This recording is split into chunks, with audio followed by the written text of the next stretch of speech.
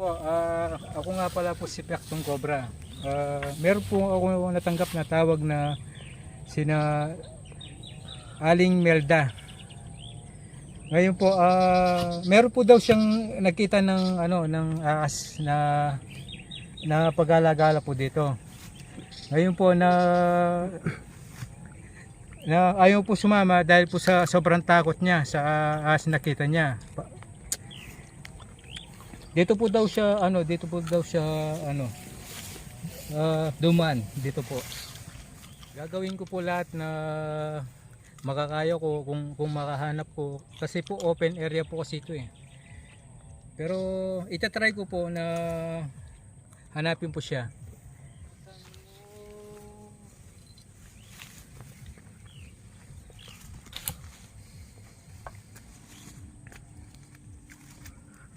Ano ko, flashlight.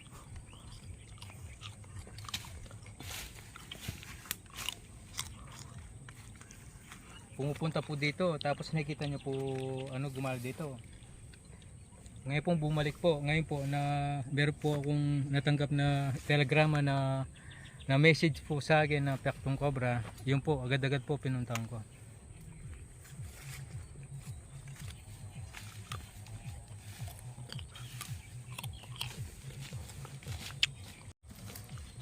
Kuya Solomon dito.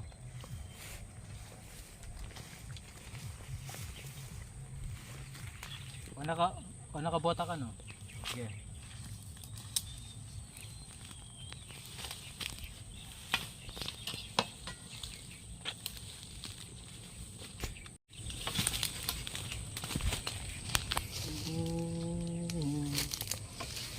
Dito.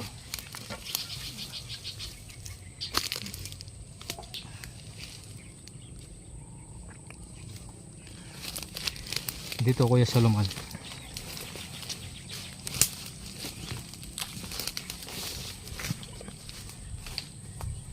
Palisdaan pala po ito.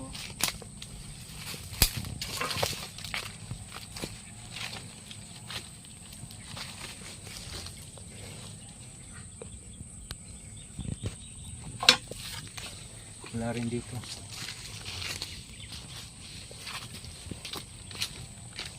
Yan po, mga po, palisdaan. Sabi niya po, mali lang po daw yung nakita niya. O sa palisdaan to, baka sawa na po ito.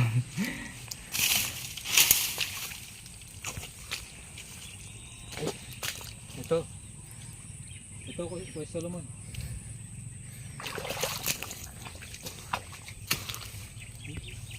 Ayun butas oh. Ay dito na. Dito na.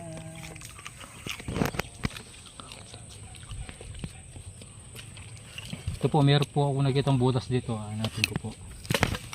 Para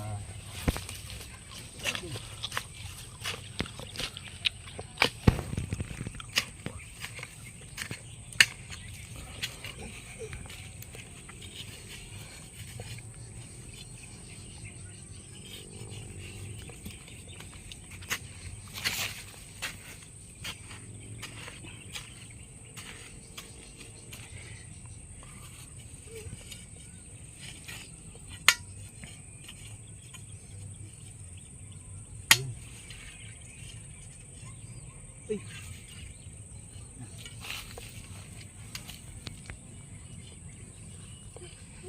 Ari.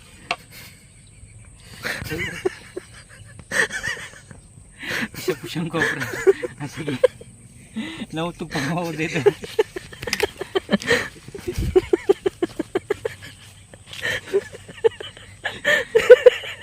Kaseryoso na mo. Ito po. Kaseryoso na mo. Eh, tarakyakan nun.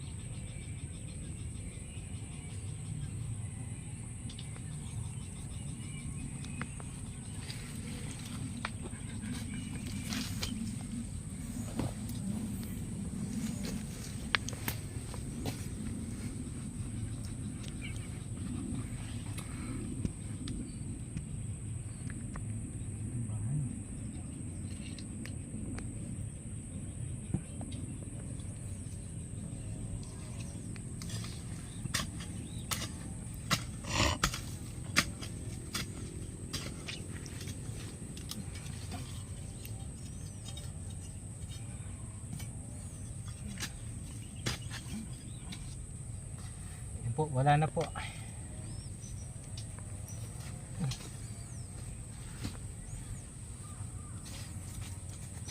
Ito po, totoo po yung sinabi ni Ate Melda na meron po daw siya na nakitang ahas na mali lang po. Yan po, hanggang dito na lang po ako at maraming salamat po na huwag po natin kalimutan si Piaktong Cobra, ang aring magdadakma.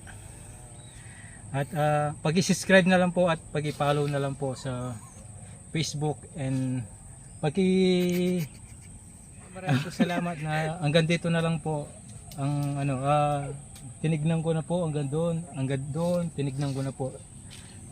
Nandito po lang po siya sa ilalim ng sampalok. Yan po, maraming salamat po na huwag po natin kalimutan si Piaktong Cobra at si Boss Pit TV at si Popoy Cobra. Pag-i-subscribe na lang po at pag-like at pag-share na lang po. Maraming po salamat at huwag po natin kalimutan the Cobra Brothers. Yan po. Yan po, huwag nyo pong kalimutan na mag-message na lang po kayo sa Boss Pit Vlog na kung gusto nyo po magpaparescue, doon kayo na po mag-message. Salamat po. At paalala po, wag nyo po akong gagayahin na dinadakma ko po yung mga cobra. Eksperto lang po ang gumagawa nun. Salamat po.